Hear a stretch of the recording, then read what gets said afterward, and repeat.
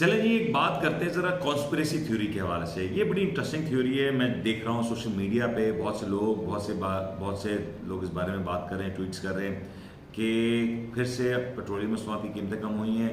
तो क्या इसके पीछे की वजूहत क्या हो सकती हैं, क्या वजह बनी कि इतना बड़ा कट किया गया।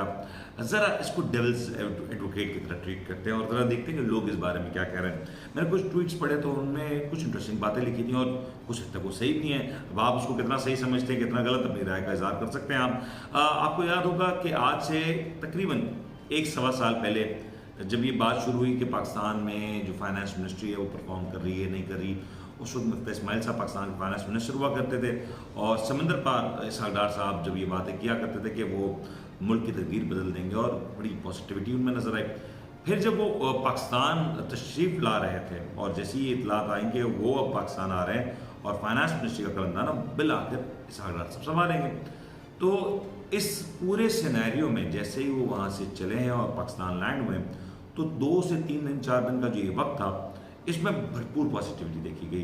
डॉलर तेजी से अपनी कदर खोता हुआ दिखाई दिया, रुपया मजबूत हुआ और एक वक्त ऐसा लगा कि जो डॉलर की जो कीमत है वो 200 रुपये से नीचे आ जाएगी और तकरीबन हम वहाँ पहुँचते नज़र आ रहे थे। लेकिन 2 से 3 दिन ही गुजरे थे, डार साहब आए, 1-2 दिन हुआ, चार्ज संभाला, 2 दिन के बाद सूरत हाल इस तरह तरतीब हुई और हमने देखा कि वो जो डॉलर जो 3 से नीचे आ रहा था फिर से वहीं पर रुक गया और फिर उसने ऊंची उड़ान भरी।